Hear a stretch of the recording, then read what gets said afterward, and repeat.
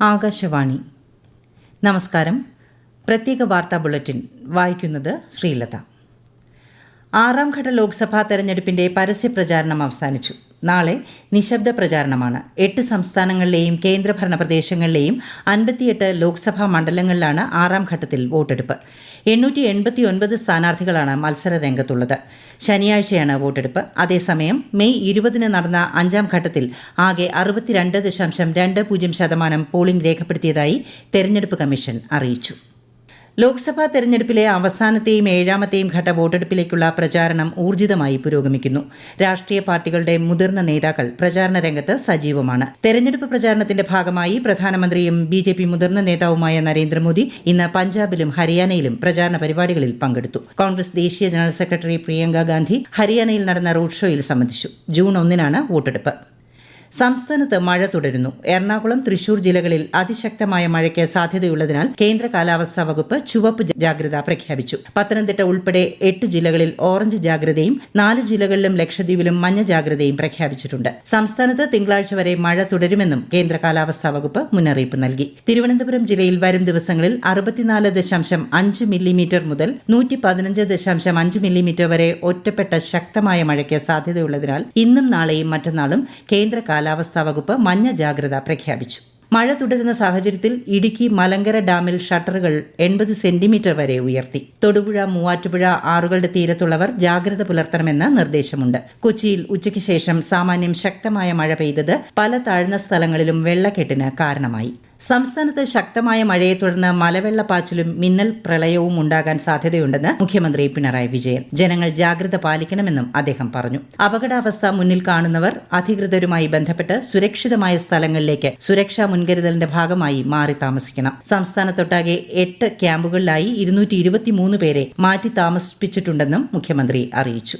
സംസ്ഥാനത്ത് മഴയെ തുടർന്ന് പൊതുജനങ്ങൾക്കുണ്ടായിട്ടുള്ള ബുദ്ധിമുട്ടുകൾ പരിഹരിക്കാൻ തദ്ദേശ സ്വയംഭരണ വകുപ്പിന്റെ നേതൃത്വത്തിൽ കൺട്രോൾ റൂം പ്രവർത്തനം ആരംഭിച്ചു. തിരുവനന്തപുരം പ്രിൻസിപ്പൽ ഡയറക്ടറേറ്റിലാണ് 24 മണിക്കൂറും പ്രവർത്തിക്കുന്ന കൺട്രോൾ റൂം തുറന്നത്. പൊതുജനങ്ങൾക്ക് 0471231714 എന്ന ഫോൺ നമ്പറിൽ വിളിച്ച് പരാതികൾ അറിയിക്കാം.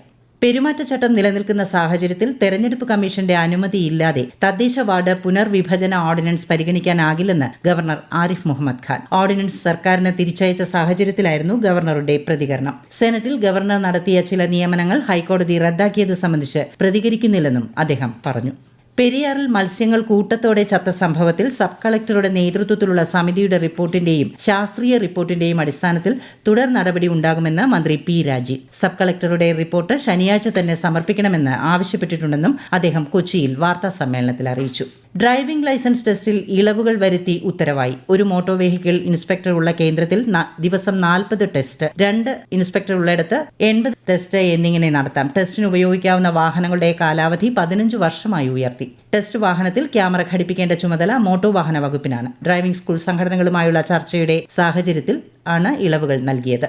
കേരളത്തിലെ 4 ആന സങ്കേതങ്ങളിലും കാട്ടാനകളുടെ കണക്കെടുപ്പ് തുടങ്ങി. ഇന്ന് രാവിലെ 6 ആരംഭിച്ച കണക്കെടുപ്പ് വൈകുന്നേരം 6 വരെ തുടർന്നു. ആന സങ്കേതങ്ങളെ 10 ചതുരശ്ര കിലോമീറ്ററുകളായ ഓരോ ബ്ലോക്കുകളായി തിരിച്ചാണ് കണക്കെടുക്കുന്നത്. ആനമുടി, നിലമ്പൂർ, പെരിയാർ, വയനാട് ആന സങ്കേതങ്ങളിലായുള്ള ആകെ 160 ബ്ലോക്കുകളിലാണ് കണക്കെടുപ്പ് നടക്കുന്നത്.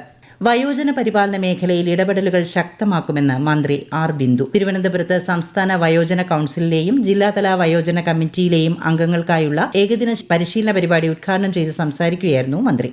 ഭിന്നശേഷി ജീവനക്കാരെ ആവശ്യകതയുടെ അടിസ്ഥാനത്തിൽ വേർതിരിക്കുന്നത് ഒഴിവാക്കണമെന്നാവശ്യപ്പെട്ടുള്ള റിട്ട് ഹർജിയിൽ ഹൈക്കോടതി ഉത്തരവ് നടപ്പിലാക്കി സർക്കാർ ഉത്തരവ്. ഭിന്നശേഷിക്കാരുടെ സ്ഥലം മാറ്റ വിഷയത്തിൽ ഭിന്നശേഷിയുള്ള ഒന്നിലധികമുള്ള ആളിനെ മുൻഗണനാ വിഭാഗത്തിൽ ഉൾപ്പെടുത്തി സ്ഥലം മാറ്റം നൽകാൻ വകുപ്പ് തലവന് അനുമതി നൽകുന്നുണ്ട്. ഇത്തരം വ്യക്തികൾക്ക് 5 വർഷം കഴിയുന്ന മുറയ്ക്ക് തൊട്ടടുത്ത സ്റ്റേഷനിലേക്കോ അവിടെ ഒഴിവില്ലാത്ത പക്ഷം തൊട്ടടുത്ത ജില്ലയിലേക്കോ സ്ഥലം മാറ്റം നൽകാനും വ്യവസ്ഥ ചെയ്യാം. പത്തനംതിട്ട ജില്ലയിൽ പലയിടത്തും മഞ്ഞപ്പിത്തം റിപ്പോർട്ട് ചെയ്ത സാഹചര്യത്തിൽ ജനങ്ങൾ ജാഗ്രത പാലിക്കണമെന്ന് ജില്ലാ മെഡിക്കൽ ഓഫീസർ അറിയിച്ചു. വ്യക്തി ശുചിത്വവും ഭക്ഷണ ശുചിത്വവും പാലിക്കുന്നത് വഴി രോഗബാധ തടയാൻ രോഗലക്ഷണങ്ങൾ ശ്രദ്ധയിൽപ്പെട്ടാൽ ഉടൻ ചികിത്സ തേടണമെന്നും DMO അറിയിച്ചു. പ്രത്യേക വാർത്താ ബുള്ളറ്റിൻ കഴിഞ്ഞു. അടുത്ത വാർത്താ ബുള്ളറ്റിൻ നാളെ രാവിലെ 6:45.